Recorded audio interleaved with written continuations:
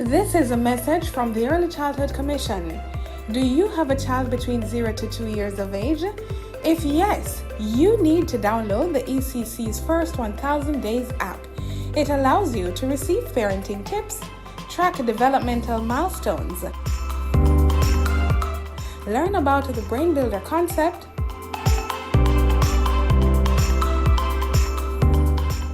receive relevant articles and research, plus interactive content. The First 1000 Days app, now available for download on the Google Play Store and the Apple App Store.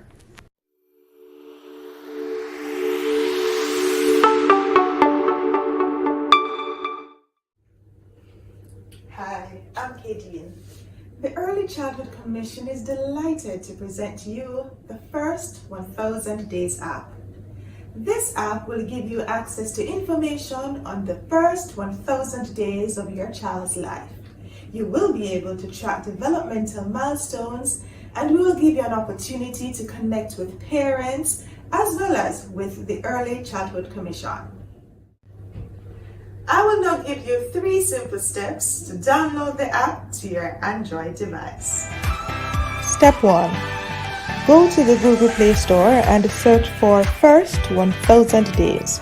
That is 1ST1000 days. Step number 2. Open the app and sign up with an email or your Facebook or Twitter accounts.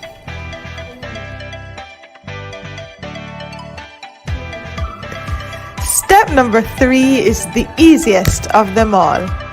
Enjoy the features of this wonderful app.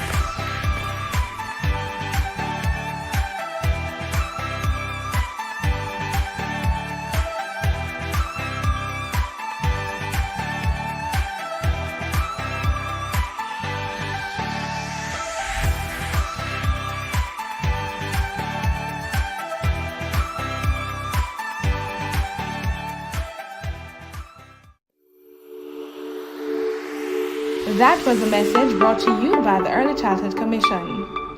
The following is a message from the Early Childhood Commission. Did you know that the first 1000 days of life is the most important time to the development of the brain and mind of a little child? We have to make sure good nutrition is a must. Stimulation is another plus. Find the time to read and sing to them. Make sure the kids come first, and not because it seems they don't have no cares. We must protect their eyes and ears. Abuse and violence can affect them for years and years. Today's children will become tomorrow's citizens.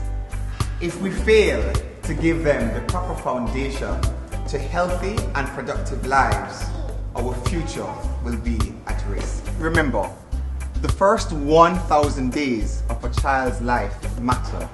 Ensure they receive love, protection, stimulation, and nutrition.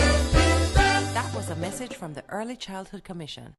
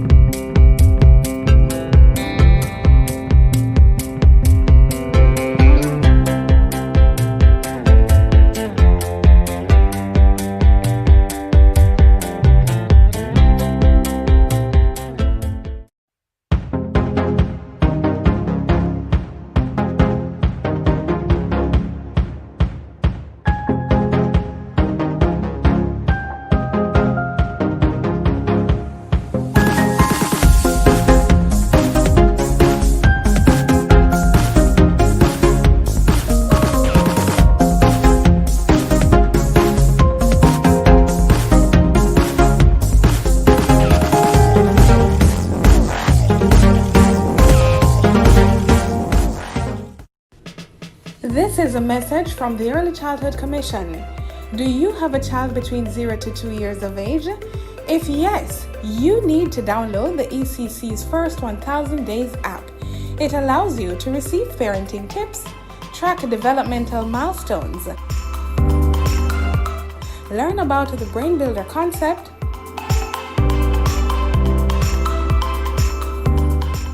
receive relevant articles and research, plus interactive content. The First 1000 Days app, now available for download on the Google Play Store and the Apple App Store.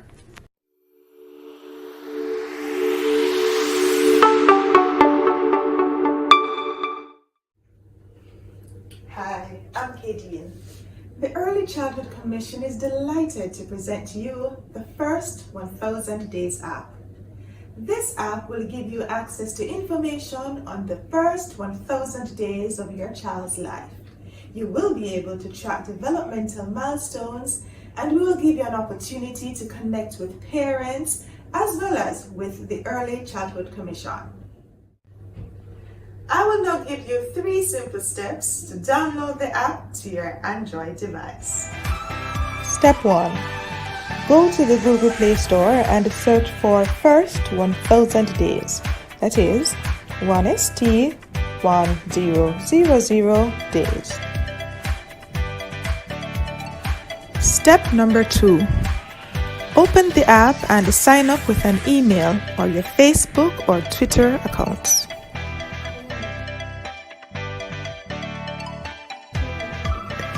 Step number 3 is the easiest of them all. Enjoy the features of this wonderful app.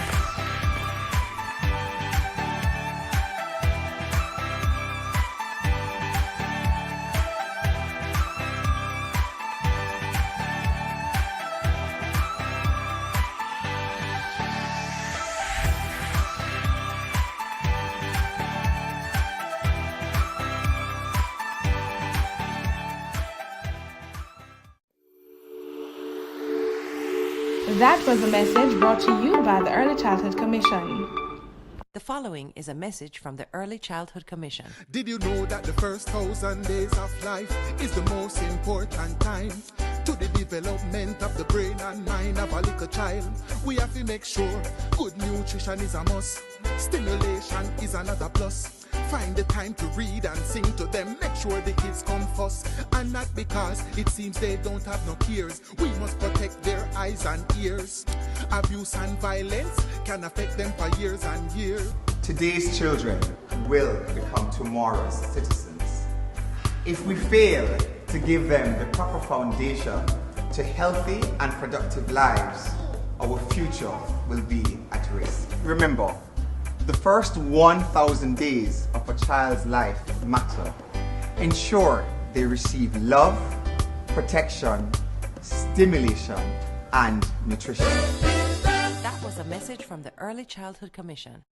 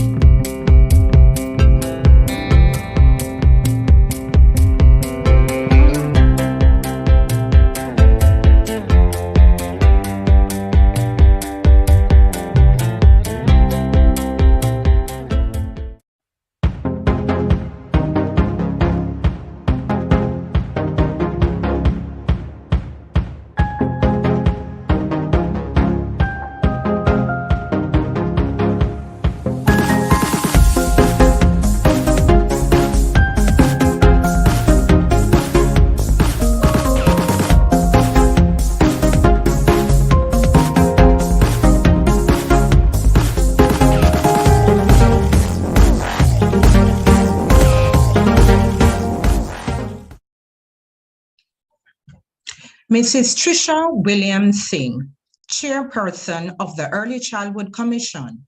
Mrs. Carleen DeGrasse Deslandes, Executive Director of the Early Childhood Commission. Commissioner David Salmon, the Early Childhood Commission's Regulations and Monitoring Committee Chairperson. Commissioners of the Board of Management of the Early Childhood Commission. Mrs. Michelle Campbell, Director of the Cross-Sectoral Coordination Department. Mrs. Dr. Tracy Ann Morgan Smith, Director of Regulations and Monitoring. Mrs. Simone Ellis Dixon, Director of Sector Support Services. Team ECC, members of the media, ladies and gentlemen, good morning and welcome to the Early Childhood Commission's Assessment Report launch. We will now invite Dr. Tracy Ann Morgan Smith, Director of Regulations and Monitoring, to give the opening remarks.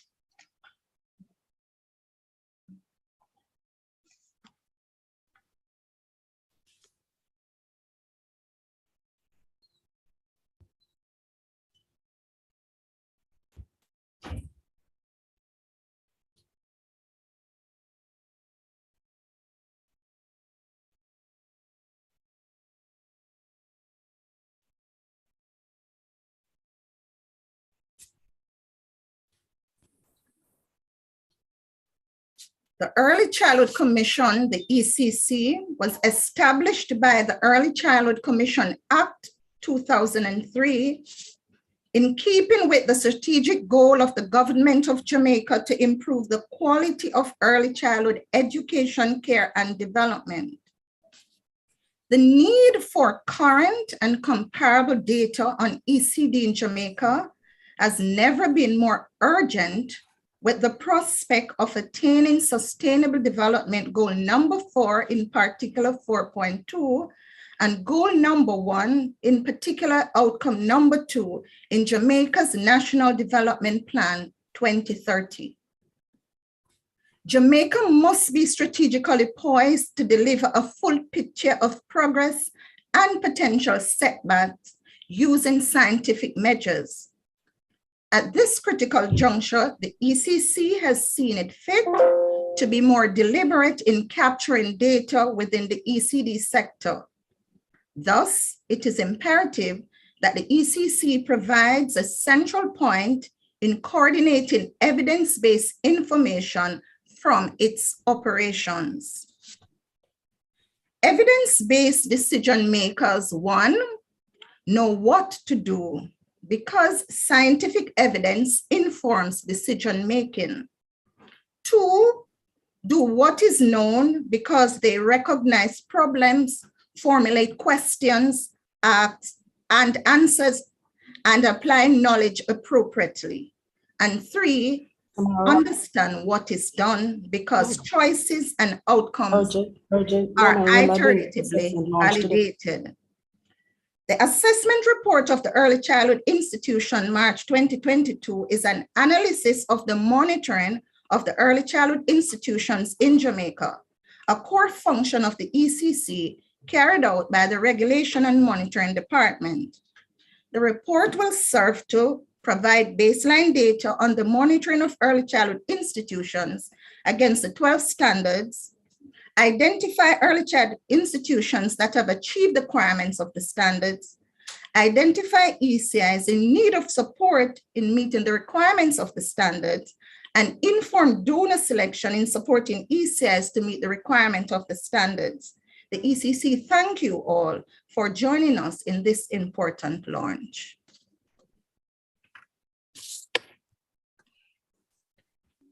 We will now invite Mrs. Tricia Williams-Singh, Chairperson of the Early Childhood Commission, to give her greetings. Thank you, Sophia.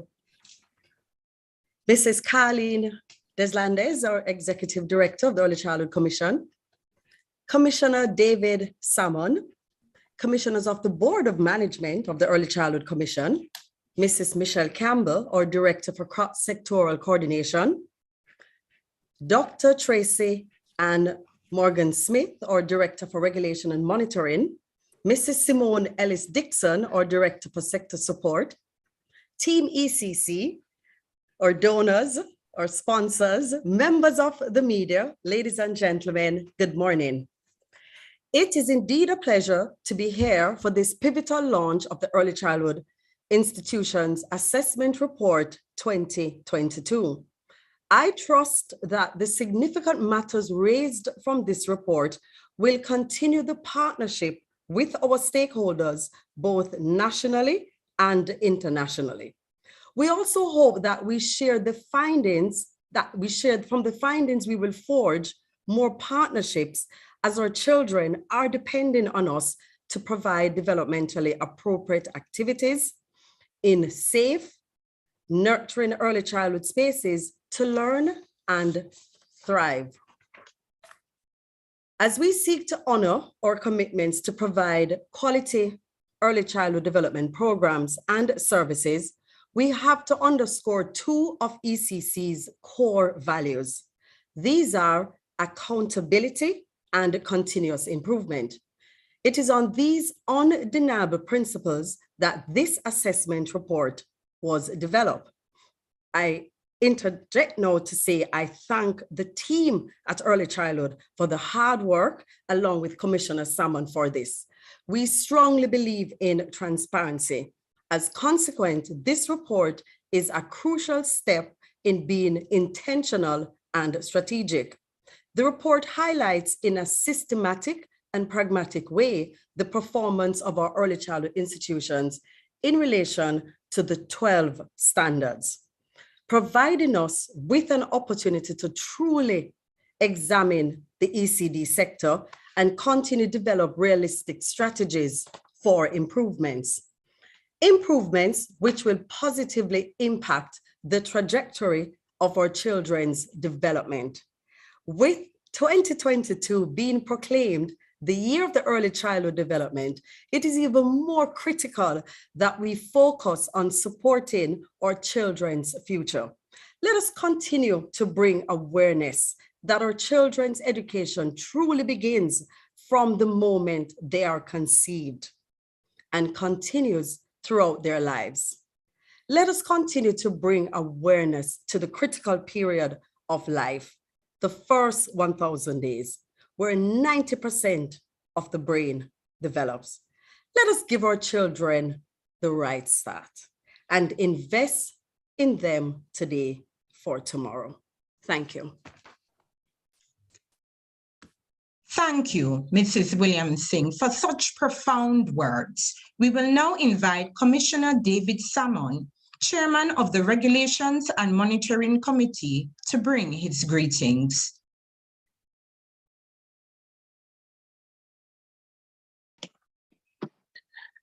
Good morning, everyone, members of Team ECC, members of the press, as well as those who are watching via our various social media pages. I'm going to be sharing my screen now where we'll give an overall assessment of the day report.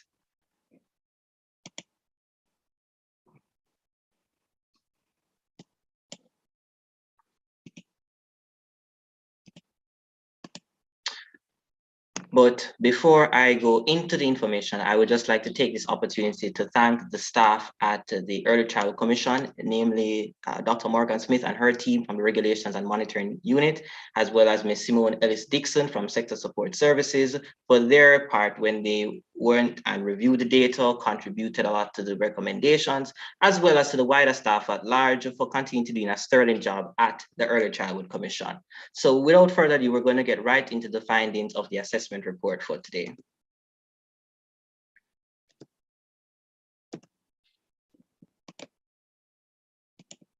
All right, so we start off with our rationale. The assessment report of the Early Childhood Institutions, March 2022, it serves as a guide for stakeholders as it gives the overview of where all ECIs are operating based on their last inspection score. It's important to note that the Early Childhood Commission is responsible for monitoring and regulating early childhood institutions across Jamaica. We Based on how the sector is structured, more than 80% of early childhood institutions are privately operated, and thus it is important that stakeholders are able to decide the institution that can best provide the stimulation for their children. Once again, we must also reiterate that this is the year of early childhood development, but this is also a very pivotal year, as it was the release of the Jamaica Education Transformation Commission. And the report from this body had recommended that increased data utilization was needed to inform the ECC's own practices as well as the wider public. This report is essentially following up on that recommendation, as we believe in transparency, as our chair has previously outlined, but we also believe that it is important that we make information available to you, the public, so that we can have robust discussions on the standards of the sector and where we are currently performing. Now we're going to have an overview of the ECC and its operations. According to Section 3, subsection 1 of the Early Childhood Act 2005, no person shall operate an early childhood institution unless that institution is registered under this act. As of March 31st, 2022, there were 2,373 early childhood institutions in operation. Of this amount, 2,312 or 97% of ECIs have applied for registration, while 61 ECIs are delinquent. For schools that are delinquent, these schools have not applied for registration according to the Act, and thus we do not recommend parents to send their children to these institutions as they're in contravention of the law. The registration compliance rate among ECIs have seen significant improvement over the year due to the hard work of the team at the Early Childhood Commission. We have moved from 140 delinquent early childhood institutions as of February the 26th, 2021, to now 61 early childhood institutions currently. It is also important to note that compliance rate among government-run institutions have increased, which is very crucial because we cannot have government-run institutions in violation of the law. So far, we have previously we had 24 government operated schools that were delinquent last year. That number has currently decreased to 4. And the report also names these schools that are currently delinquent as well, because it is important that we are transparent in our operations. Now, the methodology is assessed, and we assess early childhood institutions based on 231 legal indicators that are further subdivided into according to 12 standards. ECIs are not assessed based on academic criteria, but against the 12 standards, which incorporates their overall performance. The data is categorized according to 6 headings. We have early childhood institutions that receive a 100% inspection score. Those early childhood institutions have been certified. Essentially, they are offering the gold standard of education in Jamaica, and that is where we want all of our early childhood institutions to be. At the next level, we have ECIs with an 85 to 99% inspection score. These schools are very close to achieving the standard and may have 1 or 2 outstanding documents in place, or they may need to work on a specific target, but these schools are providing exemplary forms of education for their children. Naturally, you have the next tier, which is, or category, which is 70 to 84% of inspection scores of early childhood institutions. These ECIs are close to achieving the standards and are meeting several of the milestones set out by the Early Childhood Commission. Then we have ECIs who fall within 50 to 69% inspection score, and these early childhood institutions fall within the mid-range. There are some standards that they do extremely well at and have achieved several of the targets, and there are some standards that we can work towards. Lastly, we have those schools that are below 50%. That is where there are clear needs, even though there are schools that may do particularly well with 1 or 2 standards overall based on the system with 231 legal indicators. These schools would not have achieved half of the outline targets. Now we're going to look at just an overview of the national standards. These are the areas that they cover, including staffing, development and education, interactions, physical environment, health, nutrition, safety, child rights, child protection, administration, and finance, and much more. It's important to note that once a school demonstrates that there may be immediate harm to a child, that school is not given a permit to operate. It is important that we establish that so that persons don't have the impression that there are schools that are currently in operation where a child is at risk of being harmed. What these standards simply illustrate is provide a framework for the overall development of our nation's children, and it is likely that schools that continue to improve their certification scores, improve their inspection scores, will likely increase in the potential for children's development that can be experienced at these institutions.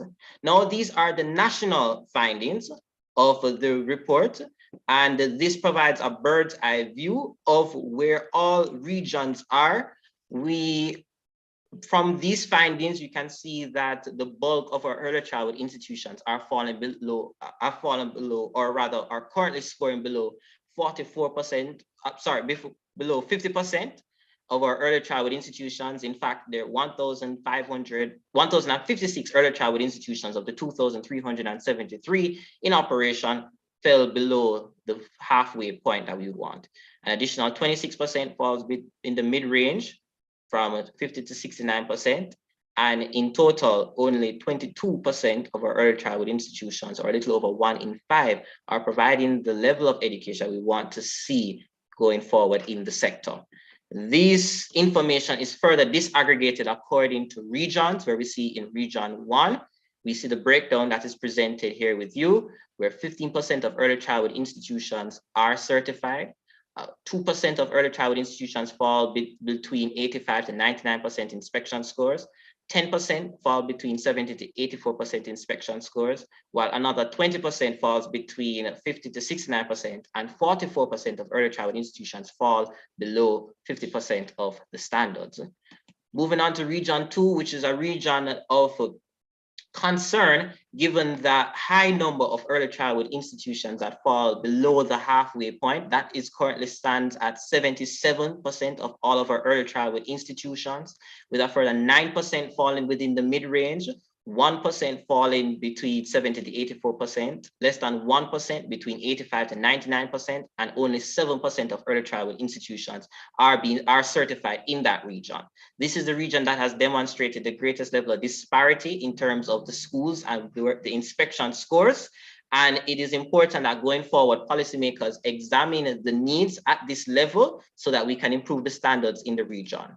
Now, looking at region 3, where we have 11% of early childhood institutions that have been certified, 9% fall between 99% to 70%, 21% fall between 50 to 69%, which is our mid-range, and 49% of early childhood institutions fall below 50%. It is also a point to concern given where we are in the sector.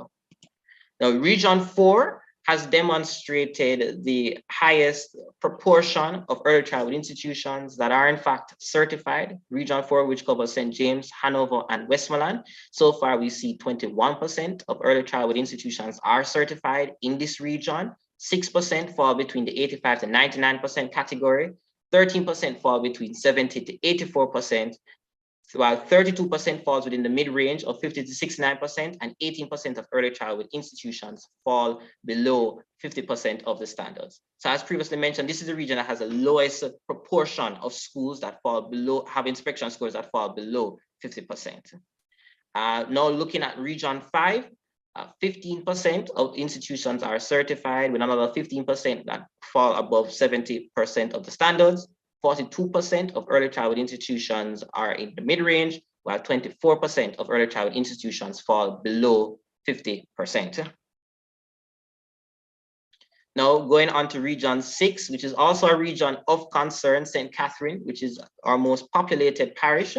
We have 57% of early childhood institutions that have inspection scores below 50%. This is the region that has the highest proportion, second highest proportion of schools that fall below 50%. And it's of primary concern, especially once we start to look at the current spread of early childhood institutions.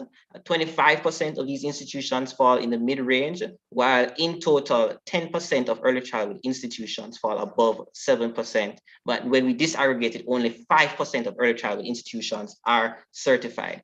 And even though the report does not go into the findings on a regional level, we understand that even when we examine the data, for example, for Portmore, which is going to be a parish. If we just look at the 3 constituencies that are classified in Portmore, there are only 3 early childhood institutions that are certified, while 62 of these early childhood institutions fall below 50% of the standards. So that's what we are essentially seeing in this parish, and it is a primary point to concern.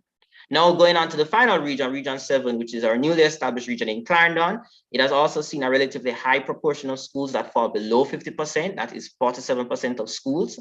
Another 33% of schools are in the mid-range, while 13% of schools are above 70% of the standards, with only 6% of those schools being certified. This report also goes into important recommendations that we'd like to see made for our uncertified early childhood institutions. They are encouraged to use their development plan to chart their path towards certification. It is important to note that our stakeholders are recognize that the early childhood institution doesn't just inspect the schools and leave them there. There's a development plan that is prepared by the team at the ECC with Ms. Ellis Dixon and Dr. Borgas, who's been a very pivotal role. Their department plays a very pivotal role in providing support. And the ECC works with these schools in a given time frame to ensure that these schools can meet the standards. So it's a case where the ECC is willing and able to provide support to early childhood institutions.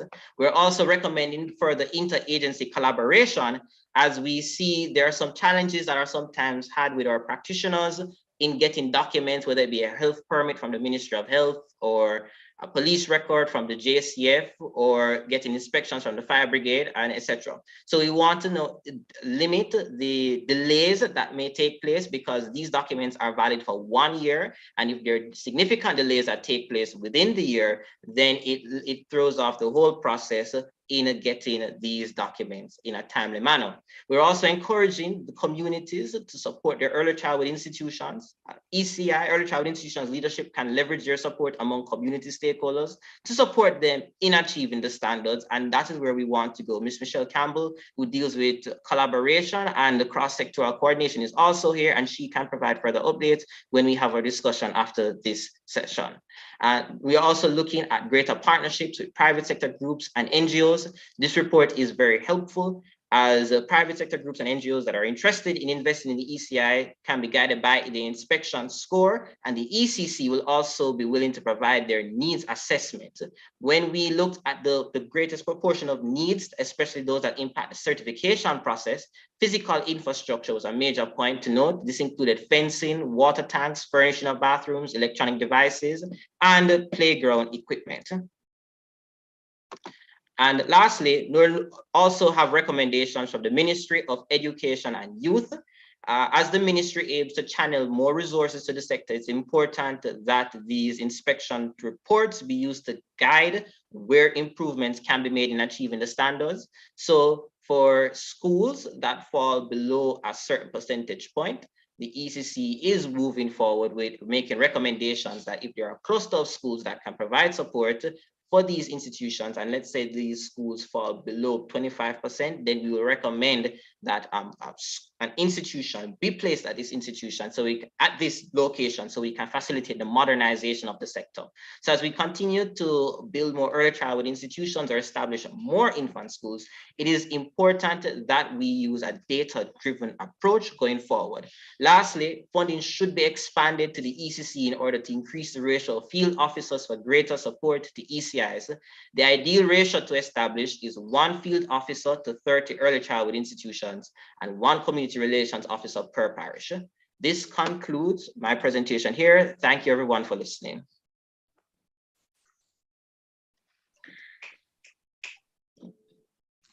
Thank you, Commissioner Salmon, indeed, for your greetings and the overview of the report data. I am Sophia Stewart, the Acting Communications Manager, and I've been your moderator to this point.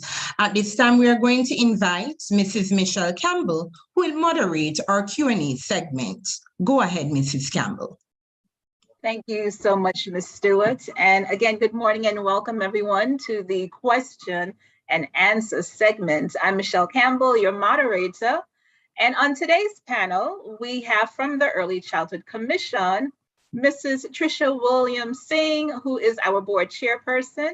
Mrs. Carlene DeGrasse Deslandes, our Executive Director, Commissioner David Salmon, our Regulations and Monitoring Committee Chairman, Dr. Tracy Ann Morgan Smith, our Regulations and Monitoring Director, Mrs. Simone Ellis Dixon, our Sector Support Services Director. So at this time, we will now take questions from the members of the media. And I know we have several media houses with us. So we can go ahead and take the first question, and I will direct it to our panelists.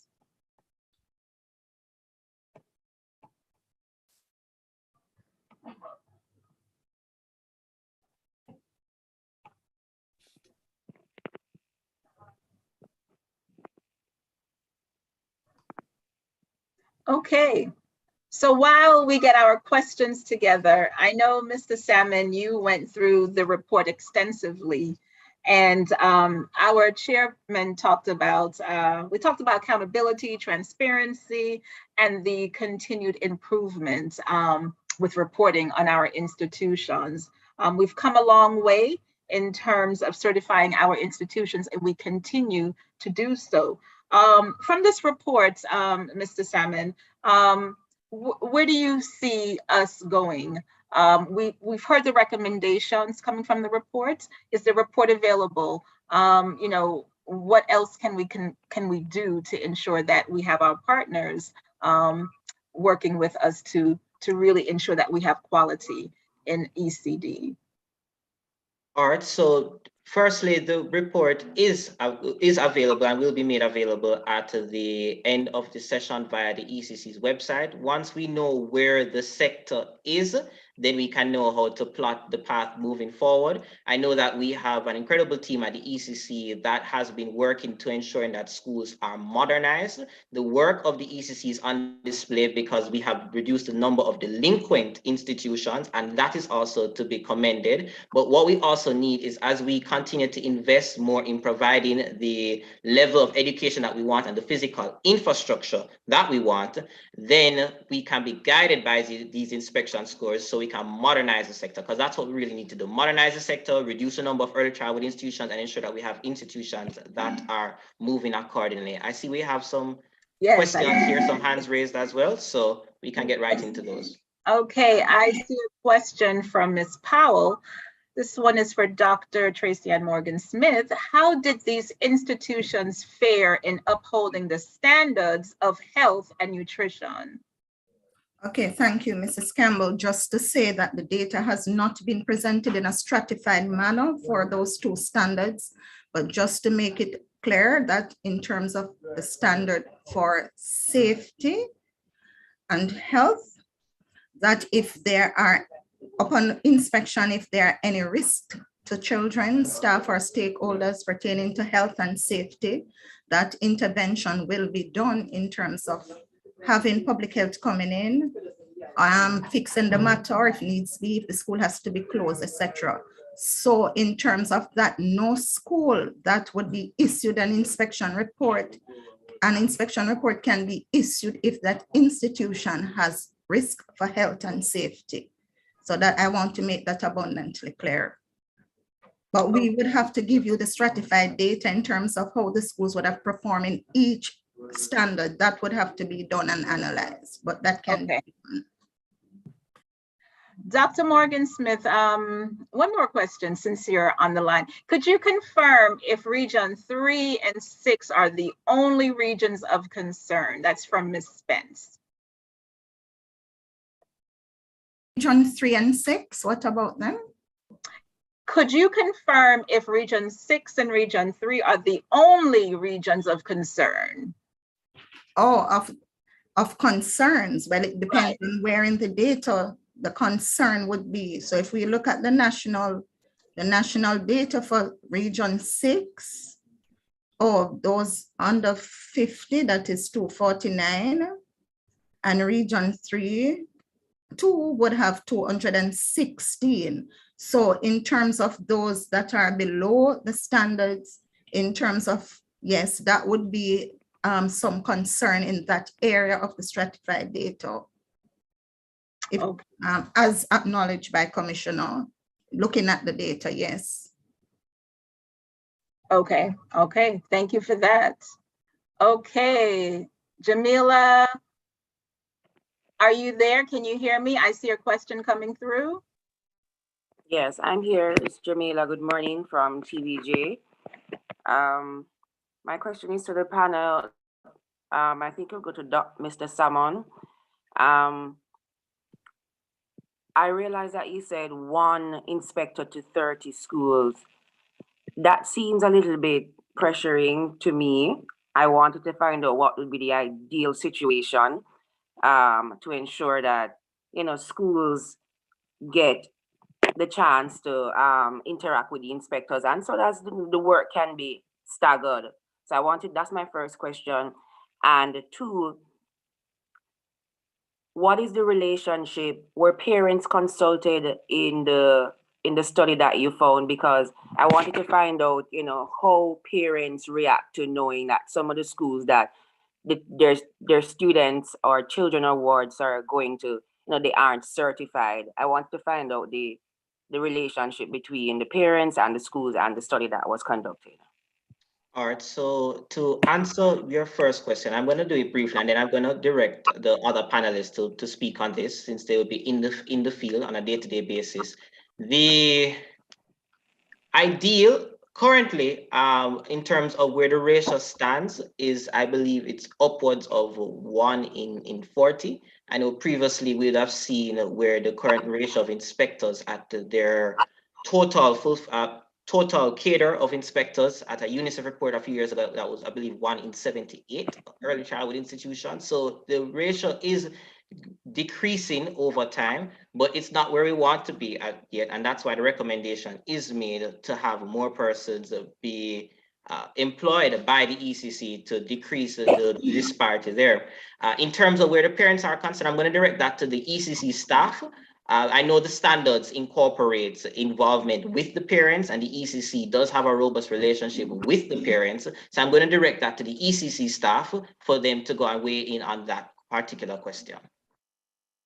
Hi, Tricia Williamson. May I just interject here as chairman, just to follow up on that, just to share that we do our best to inform everyone. If we can recall, in 2017, the Early Childhood Commission, we launched certification fairs, and we went across Jamaica.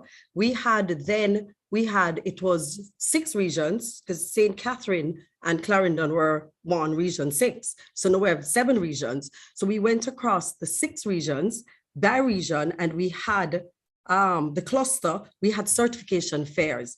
That was designed to help inform our public. So we continue on that drive to educate our people. So I follow up on to say the parents, we do our best continuously to include them, to inform them what the reality is, to also highlight on what Commissioner Salmon spoke about. This report here is continuous with our values of being transparent and accountable. When we go into the field and we do an assessment, this is what it looks like. This is the data that we are presented. We also not only have it on our website, but the administrators of these schools do get an update as to what is happening. That is why one standard, which is very critical, it speaks to the parent. That standard, what assist me, my team, which is community relations, that deals with that standard, which is very critical. So, pardon me? 10. Standard 10, thank you. So standard 10 speaks to that. So what you find is any institution operating in Jamaica, for you to receive, as we shared in our earlier presentation, it's a grading system that speaks to what the law is. So it is on the institution itself to ensure that the parents themselves are informed as to what the operation is at that school. Thank you for that, Mrs. Williams-Singh. Okay, I have another hand up. I have Kamon. I have Kamon Francis. Let's see. Hi, morning, Kimon Francis from the Gleno. Good morning. Come on, go ahead with your question. Several. The report indicates that over 100 ECIs were not inspected. I want to know the exact. What accounts for this? Wait, come on, can you repeat that question, please? So the report indicates that over 100 ECIs were not inspected. Some 124 to be exact. What accounted for this? Wait, you were breaking up towards the end of the question. All right, give me a second. Okay.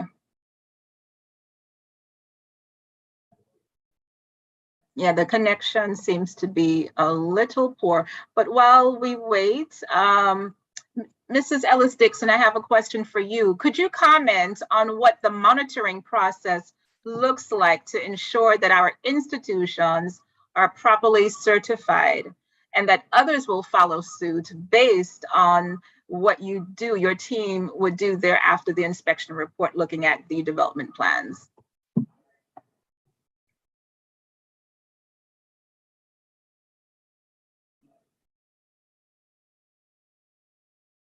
Mrs. Ellis-Dixon? Hi, are you hearing me better? Oh, come on back. Yes, go ahead. Right, so I was saying the report, it indicates that over 100 ECIs were not inspected, some 124 to be exact. I'm trying to find out what accounted for that. Why were those schools not inspected? Okay, and Dr. Morgan Smith, can you answer that question, please? So after an inspection is conducted, the inspection reports will now go to the Sector Support Services Department of the Early Childhood Commission, and this is the department that supports the sector as it is, very explicit. So in that department, we have development officers. These are territorial officers who are assigned to early childhood institutions based on their geographical boundaries. And so they're assigned by zones and clusters. So these officers will take the report and work along with the institution to do what is called a development plan. Development plan will look at the inspection report, in which it looks at the areas that needs improvement, and by law, all legal deficiencies are given a specific timeline in which these schools are to attain these requirements. So the development officer will work with the school and its board to do up their development plan, draft a budget, do a timeline, and to draft out what is called their development work. So the officers will visit these schools from time to time, map the progress in development plan where the schools are at. Now, just to make it very clear that just looking at an inspection report at 60% and within a year or so, you might not be able to know within 6 months how far that school might be, because this is captured in the development plan, mapping the path and progress to certification.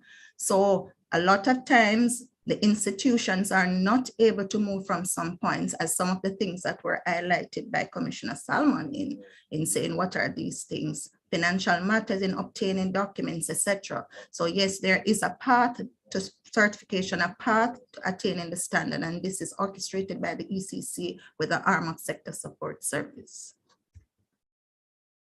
Thank you for that. What I actually want to find out is why were some of the schools not inspected? I don't think I heard that. Okay, okay, that connection again. Dr. Morgan. The question was why some schools have not been inspected.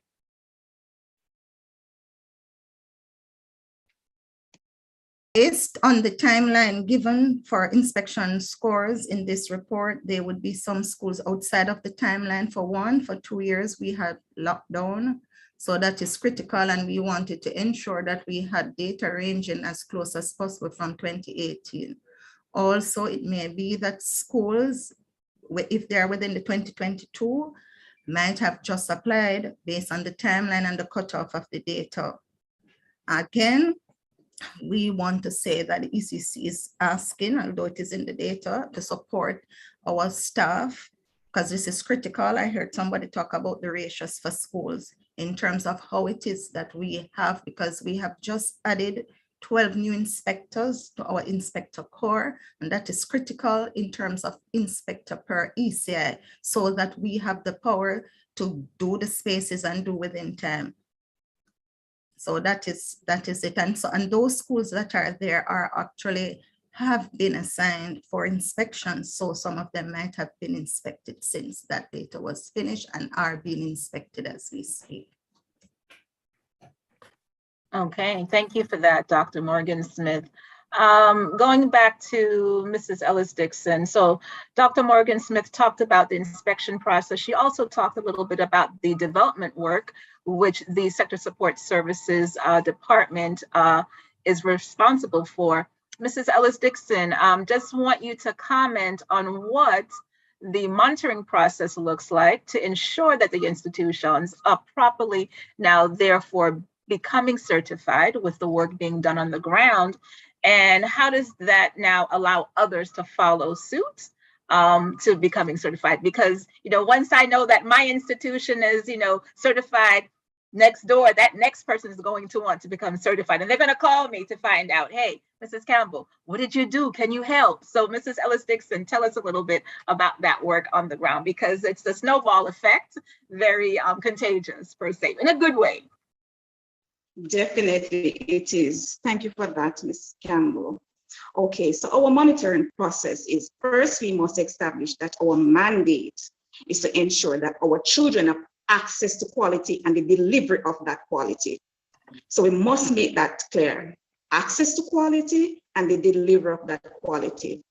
So we look at the schools based on the plan, as this Dr. Morgan Smith mentioned. So when we get that inspection report, we run with it like wildfire. Yes. So what we do, we visit the school, we ensure that where the school is at, where the needs improvement are in the different standard, we create that development plan and work with the school with those items, one by one, each standard at a time. Sometimes you will find, yes, next door is school certified, it's support. We need that support. So say, for instance, a school might need a fan or some bulb for that lighting. We can always get that support within the community, or our external partners can also assist. That is part of our monitoring. So the different plans used as a monitoring tool. In addition to that too, we also have the COTS, the classroom observation tool, that we assess the teacher. We'll talk about delivery of access. We assess those teachers with that, using that instrument. So wherever the teacher is at, 70% and above, we are aiming for. But if the teacher, no problem if the teacher falls below that. We have a one-to-one curriculum support session, or small group or a large group, to give the teacher that support consistently to ensure that she is at the place that we all want to be. So that is part of our support system that we offer. So we offer training, we offer one-to-one, because you know, sometimes the one-to-one works because it is specific to the teacher and sometimes to the school too, because we might have more than one teacher in that space that needs the same support. So we'll have a session with the teacher. So we have that curriculum support. Thank you for that, Mrs. Ellis Dixon. So we talked about the inspections, we've talked about the development, our officers being on the ground to support an institution. So it's just not one individual, it's a group of individuals from the ECC team. Even here at head office, we've been out to look at schools for certification and provide some additional support. I see Kamone, and she is up. Kamone, you can go ahead with your question.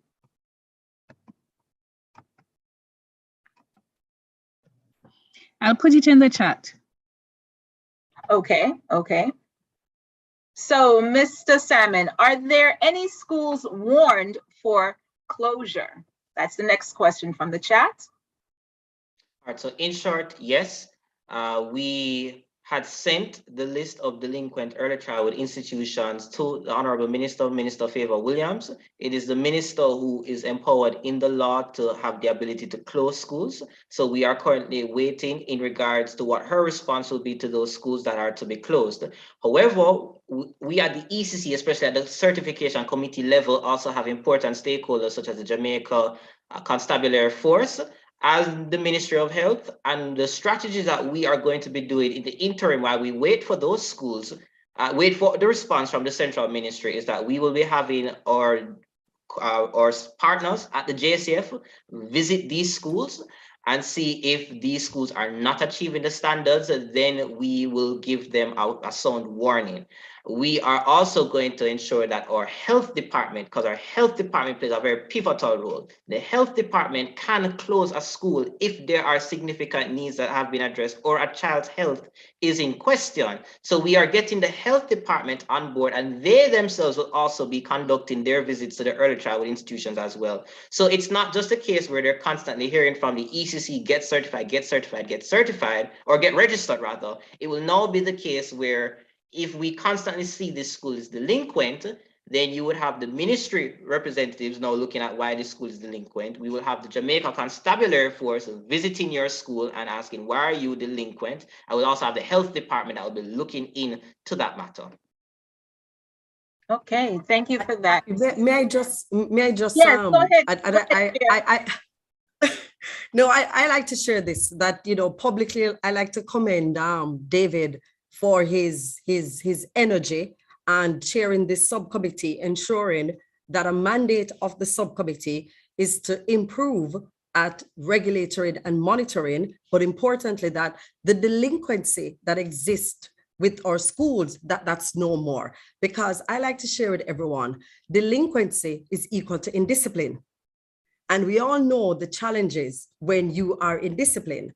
So just to reiterate that we do have, from the Early Childhood Commission perspective, we do speak to these practitioners, the owners of the operators. They are aware. If they're in breach, we do speak to them. You know, I don't want us to leave thinking that, you know, the Early Childhood Commission, we don't express that communication. There is a governance aspect as well to what we do. And recently I was on a meeting with Mrs. Simone Ellis Dixon, who actually drive that process to help an early child institution recognize that breaches of governance impacts the overall assessment of the school and working with the community. So last resort that we do is actually write to the minister. You'll find also as well media or media colleagues, we want to move away from where the news is brought to us about the impact of a child. We want to be proactive. That's why the Early Childhood Commission says unapologetic. We are also here with transparency, but recognize as well improvements even within how we, the early childhood, operate. But what we don't want is for our children to be in an unsafe place. That is critical to note. And as far as I'm concerned, as chairman of the Early Childhood Commission, if you are delinquent, then you're breaking the law. Then it's a red flag for me to think then what else could be happening behind those doors. But we do warn our institutions. They are well aware. We have moved our operation also to a lot of online base. I mean, I know this is not a function to share all the great stuff of how we have improved at the ECC, but we have moved a lot of what we do on that online space as well. We have launched the first 1,000 app to reach our parents in the comfort of their space using technology. There are many things that we have done, but we'll continue to improve. But what is important at the Early Childhood Commission is transparency and accountability. Thank you for that, Chair. Excuse me, Dr. Morgan Smith? Yeah, I wanted to add on that last question about closure, just for everyone to understand how do we operate in terms of practice actually. When an inspector goes to an institution, upon inspection, that inspector does what we call just a surveillance of what is happening. If there's anything even before the actual instrument is used for the specific inspection that there's any risk for health regarding health and safety, that inspection will not be done. What will happen is that we do intersectoral coordination, in which we do have all the chief public health officers of health in the parishes, their numbers and so on.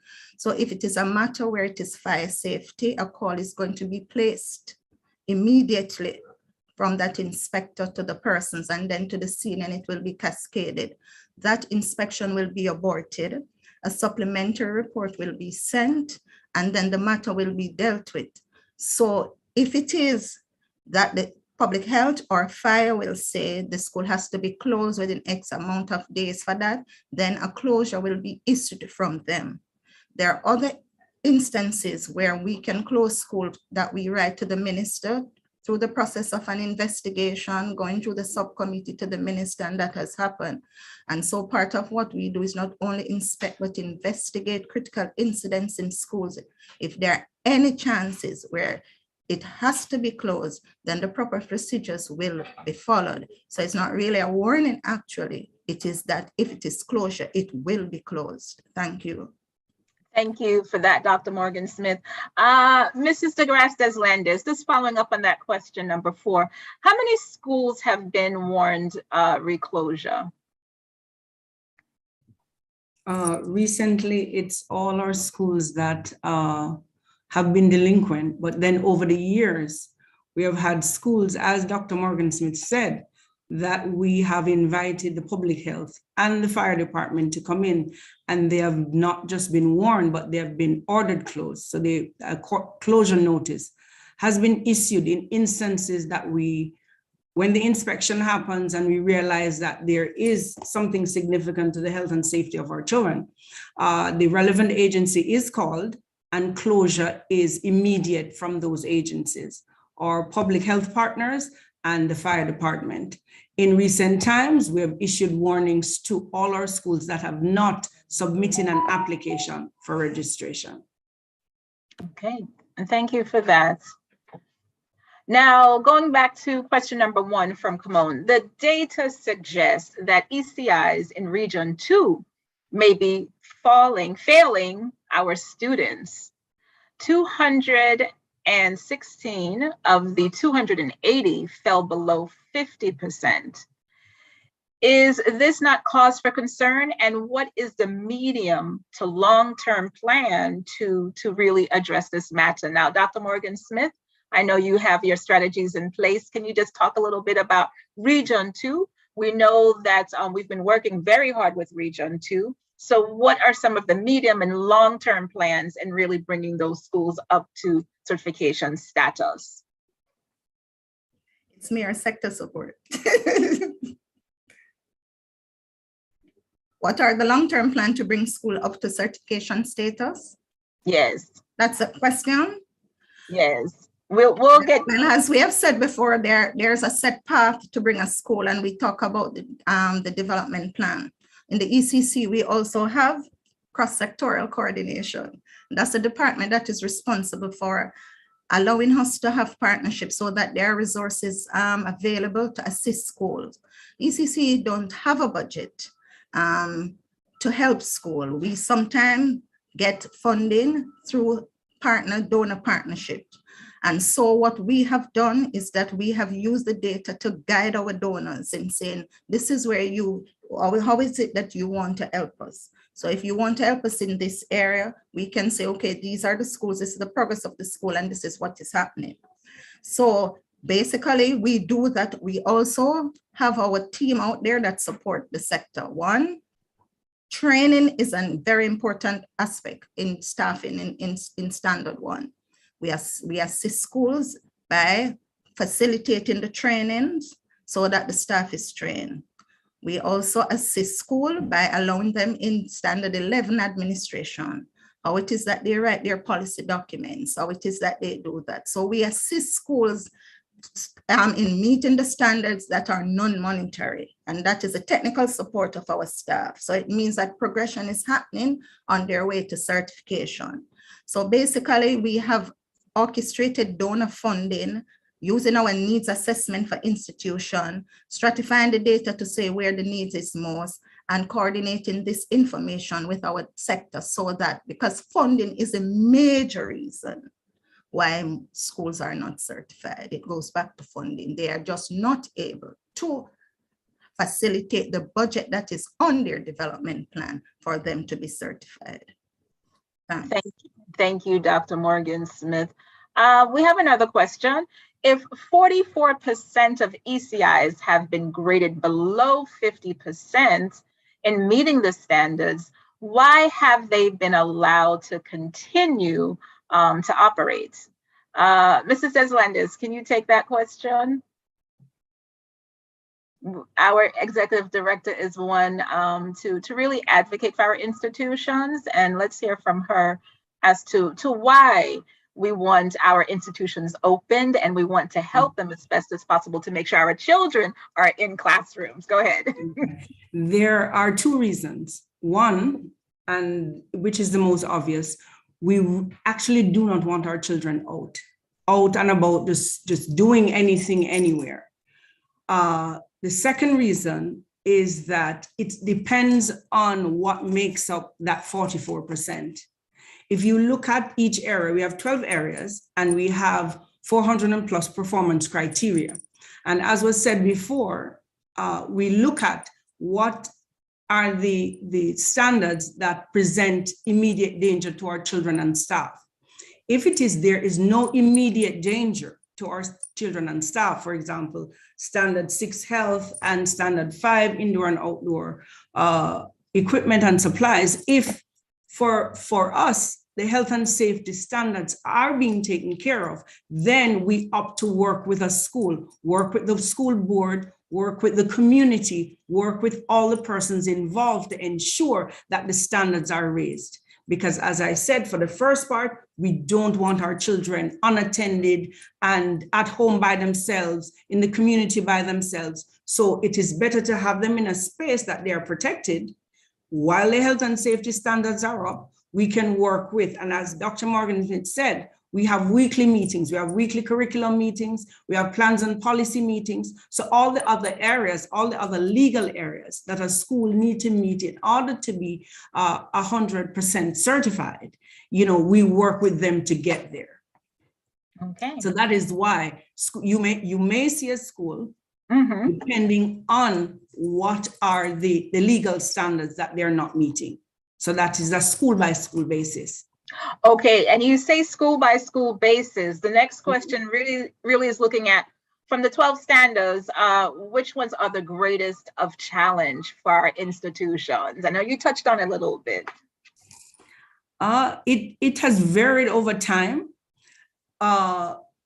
Initially, we had challenges with standard 1, which was staffing, with getting the quality of staff, getting our staff qualified at the degree level. We are getting there through funding from PACE and CHASE and our different funders. Our practitioners were able to become better qualified. So we see the transitioning over the years from a level 1, level 2, and now pushing towards diploma, first degree. So that's where we're heading. And we have a little over 40% of our practitioners now having a first degree, which for us is excellent, because when we started in the sector, you had mostly levels 1 and 2 heart. So that's a big jump for us. So that was the challenges initially. Then we had the health and safety issues. So we had to work on those to ensure that our children leaving home are in a secure and safe environment when they are, in our early childhood institutions. And part of what Commissioner Salmon said regarding this report is that we're hoping that our parents will require more from the system. It's one thing for us to tell you, what it is you need to be doing for your child. You need to now demand what your child needs in order to attain the outcome that we all want for a society that we're looking for. The other standard, finance, is, I would say, the most troublesome right now, because what you find is a lot of persons are not for want of a better phrase, not very good at keeping the books, so to speak. So we provide training for our board chairmen and our principals, so that they have a clear understanding that when you're getting grant funding, when you're getting government funding, you have a fiduciary responsibility. You can't just sign your name to something and you don't know what you're signing to. Because you know the teacher or the principal you're going to sign. I know her, she's honest. No, know what you're signing to, know what is involved in your processes. So over the last few years, that is where sector support has placed the emphasis, so that board chairmen and principals understand this fiduciary responsibility. Thank you for that, Mrs. DeGrasse Deslandes. And you talked about finance, and we know that early childhood is costly because we have to maintain ratios. We have to ensure that we have enough toys and equipment and furniture for the children. So all of that really plays a part in ensuring that we have that quality, which leads to greater child outcomes. Let me see, I have two more questions.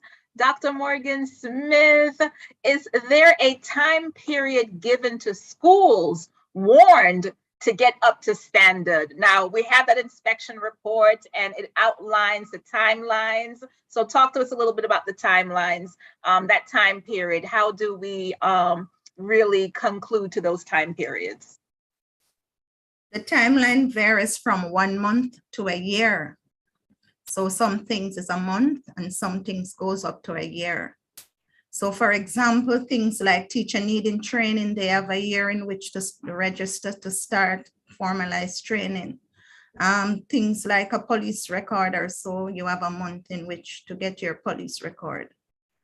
Just to say technically too, that looking at raw scores, it's very individualistic to institutions. And I'm going to say this, for example, the requirement for an institution to have all their staff, the performance indicator in an inspection, all their staff that we know that these persons they have no criminal record and so on. Now, if I have 15 members of staff at my institution and 12 of a police record and 3 doesn't, I have not met the performance indicator of the standard, right? And so that would be an NI. And then you would see that a month is given for these 2 persons, but in the overall aggregation of the data, that is not reflected, it doesn't mean, but then how can we say definitively if we're monitoring and regulating that, oh, we're sure about 2 members of staff and we're not sure about 2, because we have to ensure that no member of staff pose a risk to any of the children. So looking at the scores themselves is not a true indication of what is happening at the school. You would have to take the inspection report to see specifically what is happening at the school and where are the areas. And that is why the development plan is so important in itself. So the score is a true reflection of where you have scored in terms of meeting all the requirements, but it doesn't say specifically what is happening where. Only when you're 100% we are sure that everything is happening. All right, so that is something we need to understand, that the inspection report is a very salient instrument in guiding you as to what is happening specifically at that school. Absolutely. Thank you, Dr. Morgan Smith. It's a report that gives you the timelines, gives you specifically what you're doing well in and the areas for improvement. Now, we would have looked at our the life cycle of a child with many of these questions. We looked at parenting. We've talked about health. I have one final question that's looking at special needs in our institutions. We've also looked at our institutions. We've talked about teacher quality and teacher training and the curriculum. So one last final question from the comment section is, what is the data really saying about our special needs institutions? That's the final question. So I'll allow Dr. Morgan Smith to begin, and then Mrs. Ellis-Dixon, you can talk a little bit about what we're doing on the ground. So we have about 10 to 12 special needs institutions at the early childhood level. Because the standards are for everyone, we would have to aggregate data and look at it in terms of those schools alone. But those schools but once they have applied, they would have been seen in the data that is presented in the document. So it is the same standard for everyone, whether you're special needs or you're not special needs, because the standard is so comprehensive and research-based that the areas for special needs are captured. And we have an entire standard that looks at child rights protection. And so that standard, that standard speaks to that.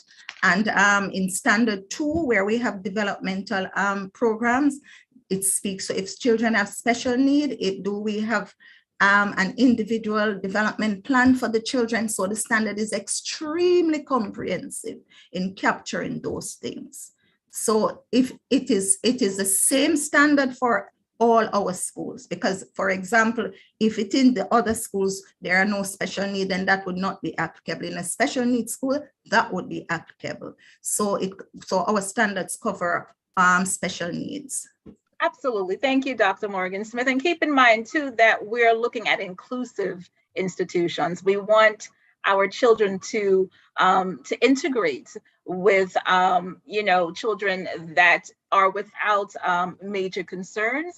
So we want typical and atypical working together, learning together, playing together, really understanding each other, and just, again, looking at that child outcomes, respecting self, others, and the environment. So we're looking at inclusive learning.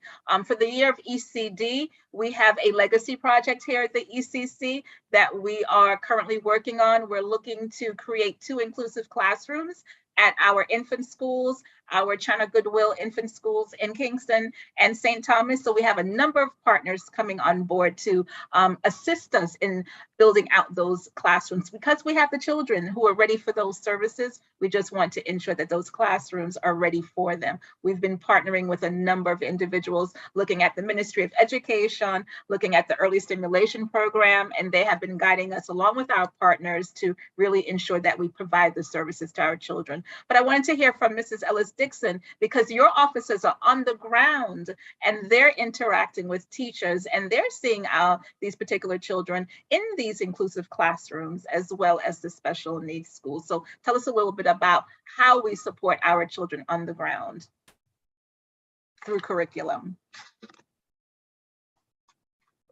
You're muted, Mrs. Ellis-Dixon. Let's see. Very good. Thank you, IT. So thank you for that, Ms. Campbell. So let's get to data for a while. So we currently have our census document that collects data from the schools that have children with special needs, so we can better able to serve them. In addition to that, when we were certified, ISO certification, yes, we did that. One of our objectives is to have our children have access to these therapists. So we are working on that. So the conversation has started to get the children have access to this person. In addition to that, we work close to the Ministry of Education to bridge that gap. So if the child needs a shadow, we work with the Ministry of Education to get a shadow for the child. In addition to that, we have our special needs course that has started, where we are equipping the teacher to identify, not to diagnose, but to identify and refer and equip the teachers with just simple tasks. How is it that I can assist the child sitting down in front of me? So that is where we are at concerning special needs. And I'm happy that you spoke about the legacy project, because we need more. We need much, much more donors on board in order to support our schools with that special need task that we have engaged in. Thank you for that, Mrs. Ellis-Dixon. And just to say that we have MOUs. We have MOUs with our public and private partners, especially with the Ministry of Education in terms of special needs and education. We work closely with that unit. that provides its guidance. We have parents calling us, and we have to refer our parents and provide them with the services that they need for their children. So we encourage partners to continue to come on board. This report will definitely show exactly how the sector is performing and where we are and where the gaps are for us to be able to work together a little bit more closely to ensure that ECD continues to be the foundation of child outcomes and learning. I'm going to hand it back over to Commissioner Salmon, who is going to give us his final words before I hand it back over to Sophia Stewart, Communications Manager, Acting. Mr. Salmon?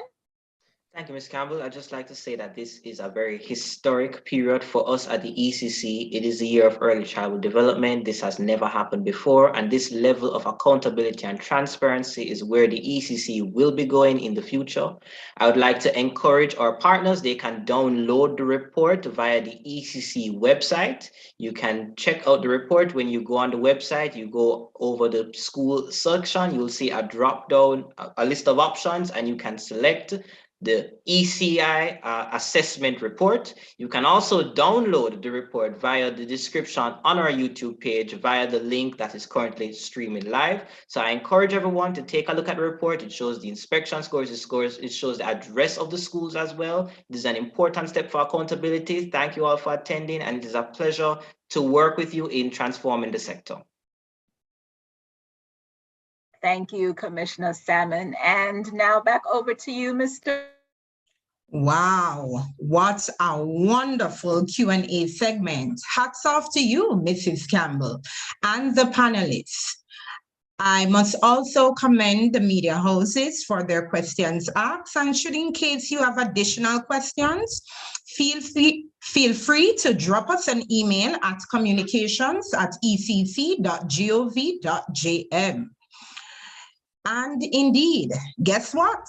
It's here again when the Early Childhood Commission, in collaboration with the Jamaica Diaspora Task Force Action Network, presents its annual Professional Development Institute under the theme Innovation in Early Childhood Development from Vision to Action, May 16 to 20, 2022. This is an event you do not, and I say you do not want to miss it. And at this time, we will invite Mrs. Simone Ellis-Dixon, Director of Sector Support Services, to give the closing remarks. Thank you, our moderator, Ms. Sophia Stewart, Mrs. Tricia Williamson, our Chairman of ECC, Mrs. Carleen DeGrasse-Deslandes, our Executive Director, Commissioner David Salmon, Commissioner of Board and the Management of ECC, Mrs. Michelle Campbell, Director of Cross-Sectorial, Dr. Morgan Smith, Director of Regulation and Monitoring, Team ECC, media, members, ladies and gentlemen, it has been a pleasure being with you all today. Thank you. I observed the excellent presentation and the active discussion by the panelists, by our commissioners, Dr. Morgan Smith, Mrs. Deslandes, Mrs. Campbell, Sophia Stewart, and yours truly. Special thanks to the media house present, namely the Gleaner, the Observer, Nationwide Radio, and others. Just let me pause, just to place some emphasis on this historical moment. When we talk about conception, brand ECC takes it seriously. This idea was conceived and then it went into an embryonic stage, and for a while, now it's birthing. Assessment report of the ECIs, oh my, I'm excited about it. It's the first document of its kind for the Early Childhood Commission. When we talk about innovative, we're talking about unexplored routes. Check with Commissioner David Salmon. The right actions. He always take the right action, and that action always leads to success.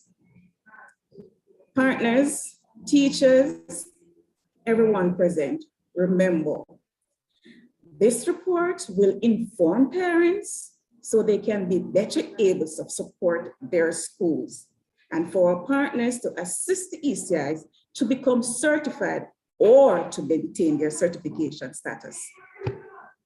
Ladies and gentlemen present, a new day has dawned at the Early Childhood Commission, and I thank you for being here to witness it. Keep safe, everyone. Thank you.